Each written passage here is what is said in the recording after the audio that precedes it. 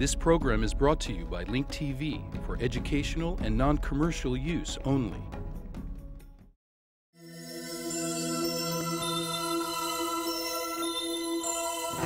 Mosaic, a daily news program from Link TV, presents a selection of news reports from independent and state-controlled broadcasters from throughout the Middle East.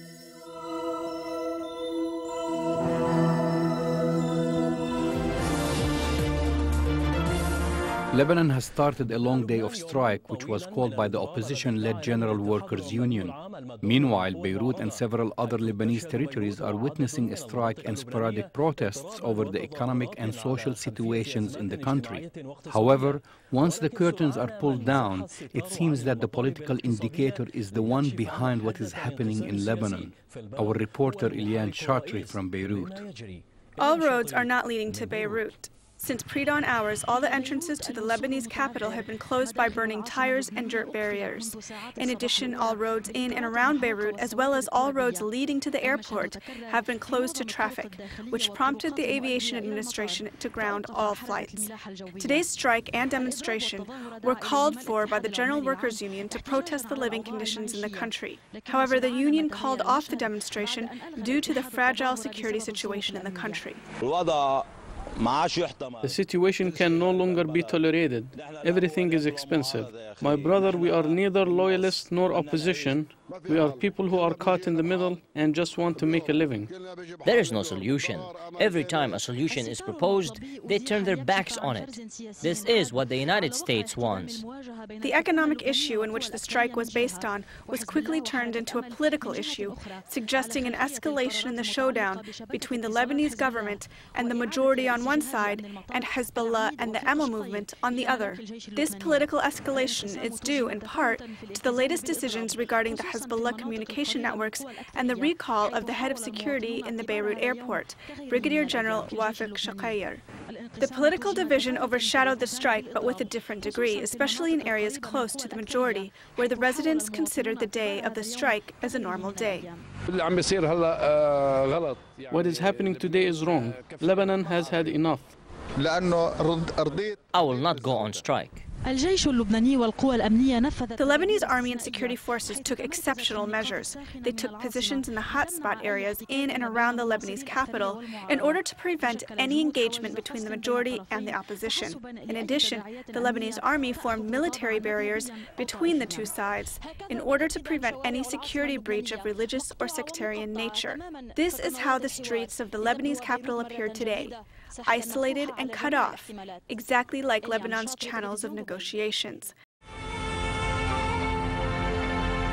The head of Iraq's Sawa, or Awakening Council, Sheikh Ahmad Abu Risha, held the Syrian authorities responsible for the killings of several security officers in the border city of Al-Qaim. Abu Risha said that the armed men who carried out the attack were heard speaking in a Syrian accent. He also called on the Arab League, the Gulf Cooperation Council, and the UN to take the appropriate action in this case. With great sorrow and regret, we have received some sad news, confirming that the Syrian armed group speaking in a Syrian accent have infiltrated across the Iraqi borders via the village of Bakkuz. The perpetrators carried out a heinous attack on the headquarters compound of the Rumana Police Department, martyring 2 police lieutenants and 7 officers and injuring another. After the attack, the criminals fled the scene and headed to the Syrian borders, where they fired flares to alert their accomplices who would secure their return into the Syrian territories. Consequently, we are holding the ruling regime of Syria responsible for this criminal act and any implications that may follow. We hereby plead to the Arab League, the Gulf Cooperation Council, all Arab nations, and the Special Envoy for the UN Secretary General in Iraq to take the necessary action and condemn these types of criminal incidents against the Iraqi people.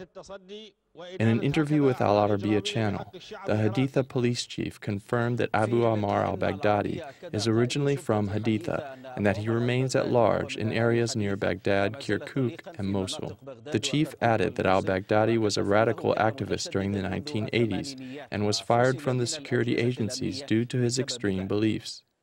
Based on intelligence information, it has been confirmed that Abu Ammar al-Baghdadi is indeed Hamid Dahoud Muhammad Khalil Azzawi. Azzawi served as an officer in the security agencies and was expelled due to his extreme beliefs.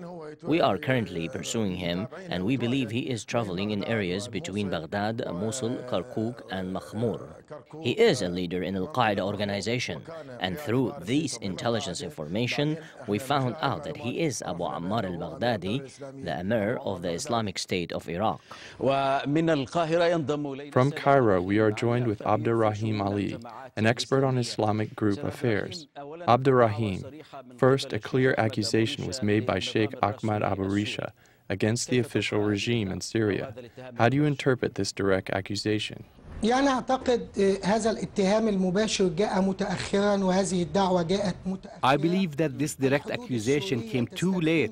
The Syrian borders are being used by the Syrian state and with the knowledge of the Syrian regime to destabilize the situation in Iraq and create chaos there. We have been saying this all along. We will continue saying this until God does what He wants to be done. Both the Syrian and the Iranian states have interests in Iraq as they are engaging in combat with the U.S. at the expense of the Iraqi people and blood. 90% of those infiltrating into Iraq to fight the U.S. Army and in the process killing Iraqis in busy markets and public places come from the Syrian borders. The financial and military, including arms supplies, come from Iran. We said this many times, and we'll say it again. This accusation came too little, too late. The Arab League and everyone must take action to help end this chaos. هذه الدعوة جاءت متأخرة وعلى الجامعة العربية أن تتحرك وعلى الجميع أن يتحرك قبل أن على الجانب الآخر سيد عبد الرحمن.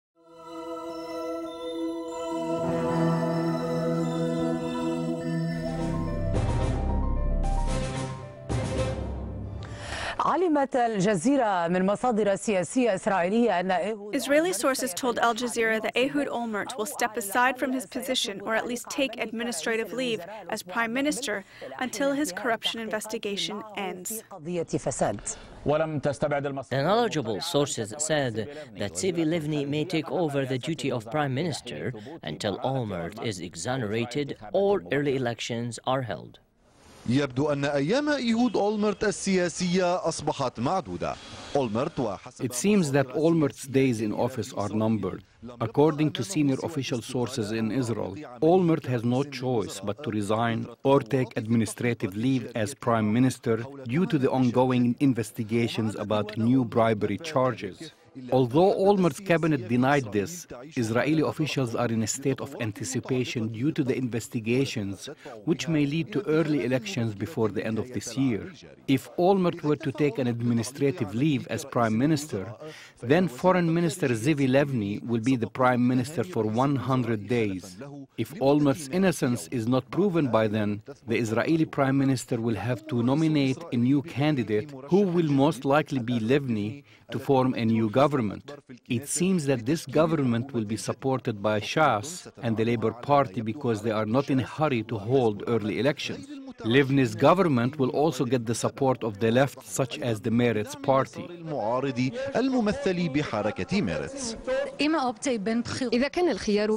If we have the option of early elections, which means that the right, headed by Benjamin Netanyahu, may gain power, and the option of Tzipi Livni heading another government, then I support the second option. If Olmert's efforts are not successful, then the third option will be to dissolve the Knesset and hold early elections in November, which the Israeli right and ultra-right have been calling for. It is clear that the political situation is not stable, and therefore I call on the Knesset to reach an agreement on holding early elections.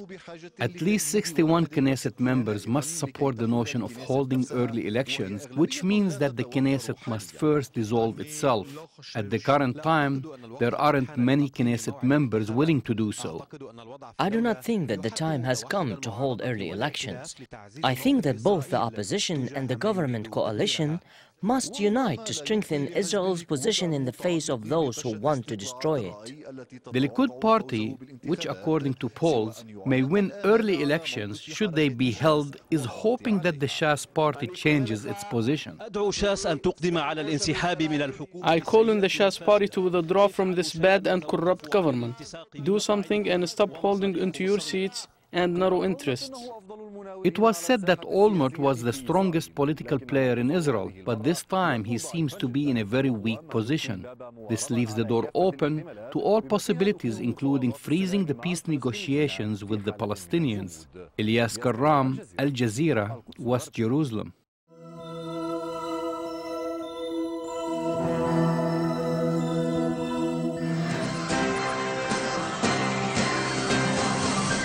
Sirens rung out at 11 o'clock this morning. Pedestrians stood at attention, and traffic came to a standstill as motorists stepped out of their cars to honor the fallen. The official state ceremony for Memorial Day took place at Mount Herzl in the presence of government and military dignitaries. IBA's Eli Wagalanter has the story.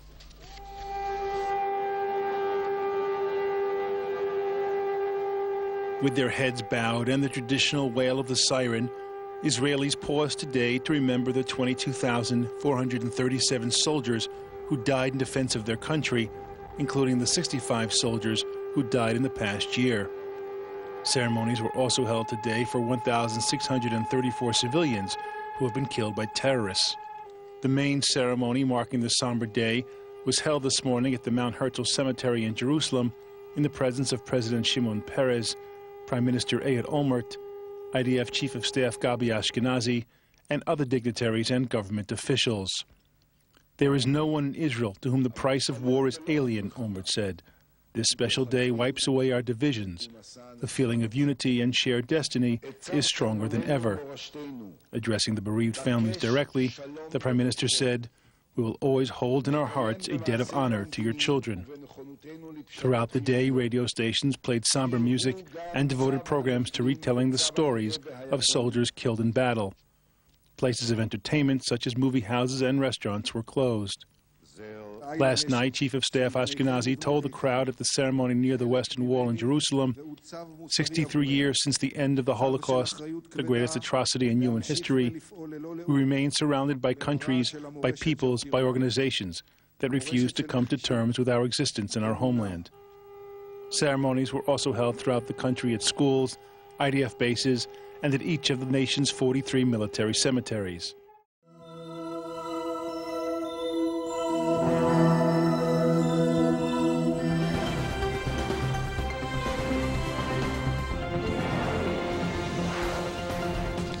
Now, as Palestinians prepare themselves to commemorate the 60th anniversary of the Nakba, the day Palestine was occupied in 1948, Israeli forces continue the policy of siege and military attacks. Yusuf Al-Hilal brings us the latest from Gaza.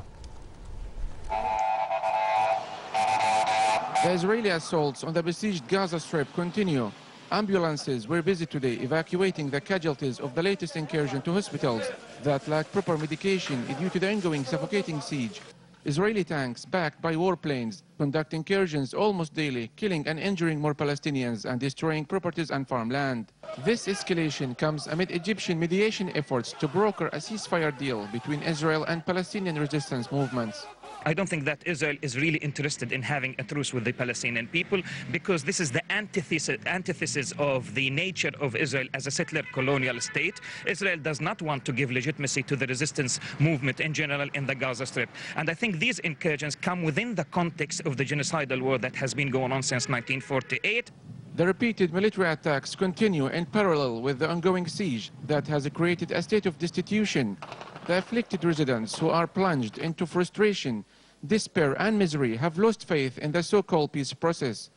In a press conference today, human rights groups warned of an imminent tragedy if the siege is not lifted. We are talking about the current situation, the results which comes, and we see it on the ground as a result of the siege imposed by the Israel occupation forces. We believe that Israel government has nothing to give for the Palestinians. Meanwhile, anti-siege campaigners have called upon the international community to exert more pressure on Israel to stop its crimes and colonial project.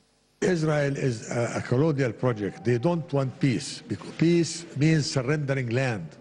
And this is why they don't want peace. They want Palestinians to be always seen as violent, so they can justify stopping and destroying the peace process by saying we don't have a Palestinian partner.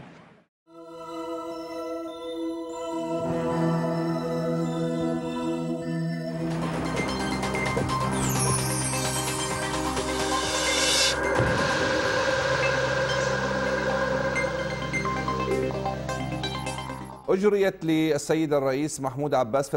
results of the routine medical checkup of the Palestinian President Mahmoud Abbas in Amman, Jordan, were good.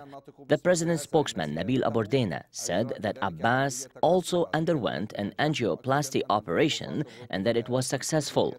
Abordena reiterated that Abbas's medical results were good. It is necessary for the doctors to perform an angioplasty surgery to make sure that everything is okay. Dr. Imad Addad performed the angioplasty surgery in Jordan Hospital under the supervision of Dr. Abdullah Bashir. Thank God everything went well. I did not need another medical procedure. I entered the hospital in the morning and now I've just left.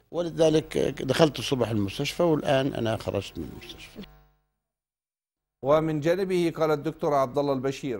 director of Jordan Hospital, Dr. Abdullah Bashir, said that the president underwent a routine checkup just to make sure that his health is good. Thank God the president is in good health and he does not suffer from any symptoms of any other disease. It has become customary for us to perform comprehensive medical exams for the president every year at this time. Blood tests, x-rays, blood pressure and heart tests. We do this every year. The Palestinian Radio and Broadcast Authority wishes President Abbas the best of health after going through the angioplasty surgery.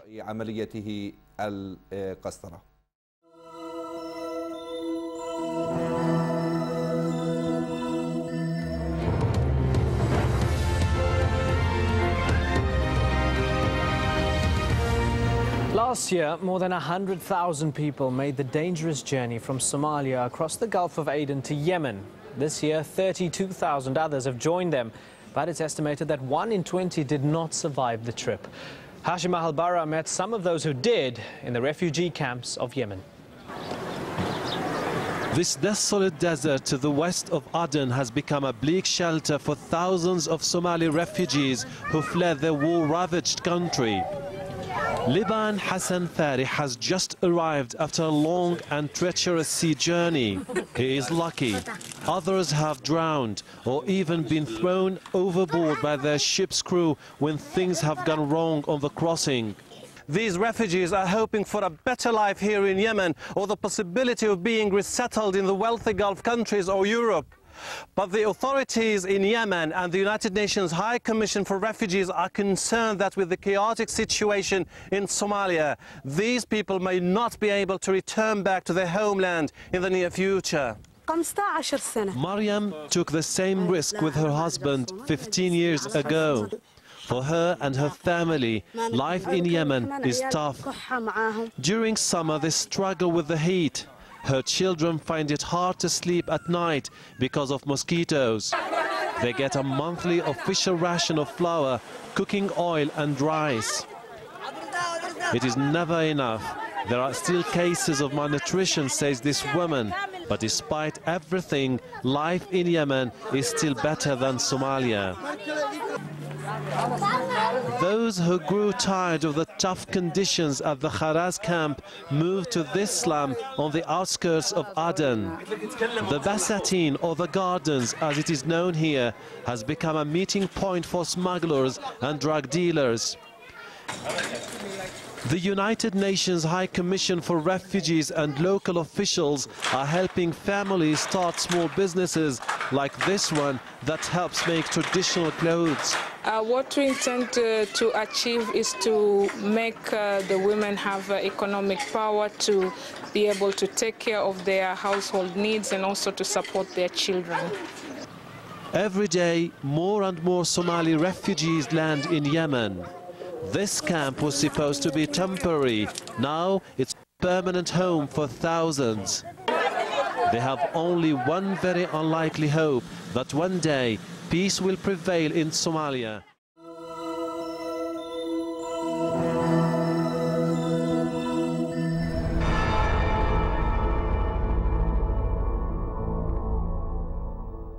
المنافذ الحدودية صمام أمان يمنع دخول المحظورات. Border crossings function as safety valves to prevent banned objects from entering the country. All governments agree that border crossings must be equipped with necessary equipment, but in Iraq, the border crossings still lack advanced equipment necessary to detect banned objects that might be brought in from neighboring countries. القادمة عبر دول الجوار. The border crossing between Iraq and Syria in Al-Qa'im city in western Baghdad was closed a long time ago by the American forces. However, due to intensive efforts exerted by Al-Anbar province, the border crossing was reopened. Those who work at the crossing point said that they lack a great deal of necessary equipment to detect banned objects before entering the country. In addition, the crossing point lacks electricity, which prevents the use of equipment.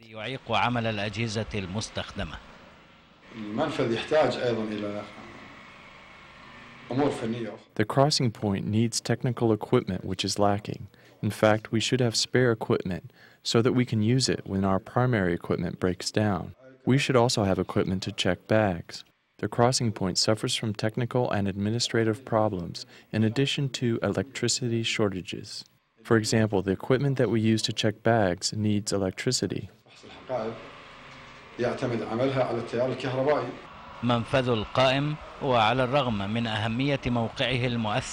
Despite the strategic location of Al-Qa'im border crossing and its importance for the economy, recent security measures discouraged passengers from using it.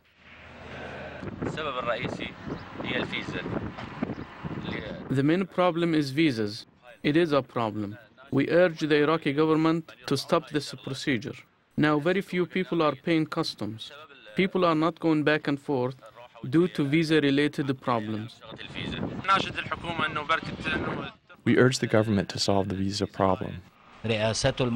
Officials in the province and security agencies have a positive influence in the reopening of this border crossing, which took place after the security conditions improved in the province and the government forces took over most of the security responsibilities there.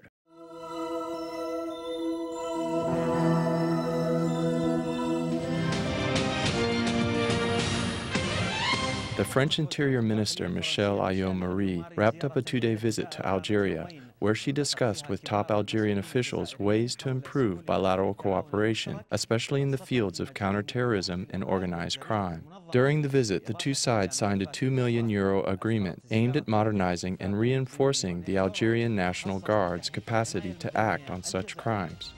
Algeria and France have signed a security cooperation agreement. This news comes after a visit by the French Interior Minister Michel Ayoub-Marie to Algeria. Ayoub-Marie's visit carries with it an implied message indicating that France is more determined than ever to implement the Nicolas Sarkozy's project, which calls for the formation of a Mediterranean Union similar to that of the EU to combat terrorism, organized crimes, and illegal immigration. Through the visit, the French Interior Minister has sought to win Algeria as an effective security partner in the region. Certainly, counterterrorism can be achieved through security cooperation between the two countries. Terrorism doesn't impact one country over another. It's an international issue that must be countered internationally. Counterterrorism can be achieved through consultation and cooperation between France and Algeria. Algeria is a strong ally of France in the fight against terrorism. Algeria tentatively approved the French-sponsored project to establish a Mediterranean Union. This comes despite an earlier announcement by Algeria rejecting the French-sponsored initiative due to reservations over the motives hidden behind the project. The Algerian Interior Minister expressed interest in his country's cooperation with Paris in the fields of security and counterterrorism and crimes. In the presence of Her Excellency, the French Minister, I believe that the most important thing for both countries is to improve and expand their cooperation in all areas. We also need to exchange knowledge and experience for better and more effective cooperation. God willing, we will come up with a better and more effective program that will help improve the relationship between France and Algeria.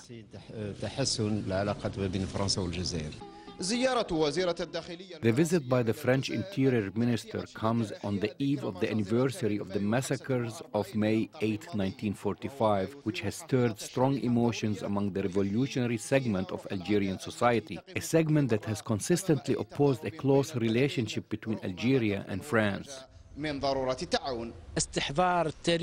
I believe bringing up the painful history in our relationship with France will have a negative impact on any effort to bring the two countries together. We hope that the French politicians will deal with the issue in the same reasonable way. We also urge them to work to achieve what's best for both nations. France and Algeria have entered into a cooperation agreement which is mandated by their interdependence and their need for one another. However, such cooperation lacks the spirit and motivation necessary to take the relationship to the next level, as there appears to be a red history separating the two sides. In addition, France's failure to offer an apology for the crimes committed in Algeria is further widening the gap between the two countries.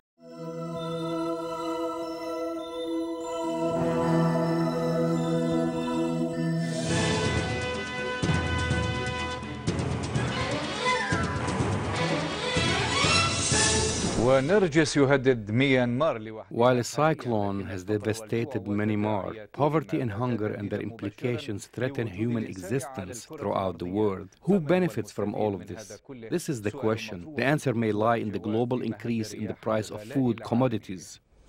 الموت جوعا، هذا ما يمكن قوله في هذه الأيام نتيجة ارتفاع الأسعار التي باتت تدق ناقوس الخطر. Hunger is death. As a result of the rise in prices, this has placed us in the range of danger with a rise in the number of poor throughout the world. The new UN Food and Agriculture Organization estimates indicate that 852 million people throughout the world suffer from chronic hunger, according to 2004 surveys. Somalia, Afghanistan, Palestine, Iraq, and a number of African nations are suffering the most from lack of food, and they are the most impoverished. The rise in prices of food and the refusal of food commodity traders to accept old currencies in Somalia compelled hundreds of residents of the capital, Mogadishu, to protest for the second consecutive day.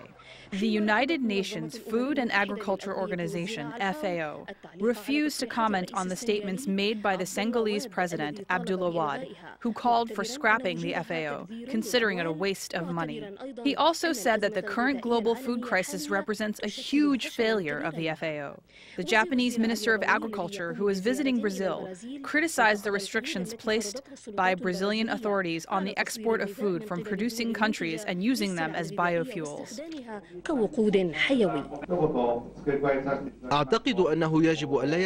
I think that there shouldn't be restrictions on food exports by producing countries.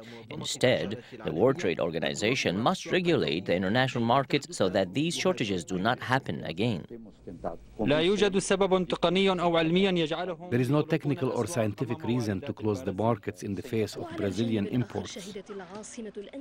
Meanwhile, the Indonesian capital, Jakarta, witnessed a meeting of the ambassadors of rice-producing countries to discuss the reasons behind the rise of this commodity, which is a basic food commodity. World markets witnessed a huge demand by citizens to buy rice before its price rises dramatically.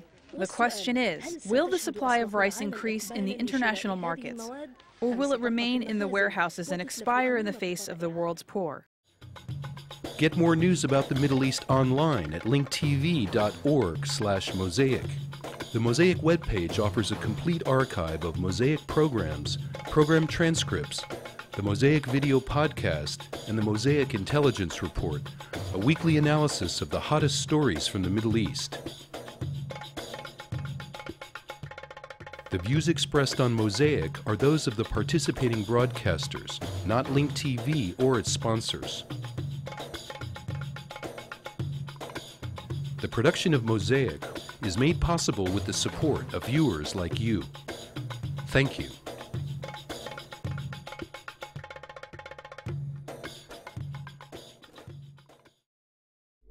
This program was brought to you by Link TV for educational and non-commercial use only. Link TV is the only U.S. television network devoted to global and national news, with uncompromising documentaries and diverse cultural programs.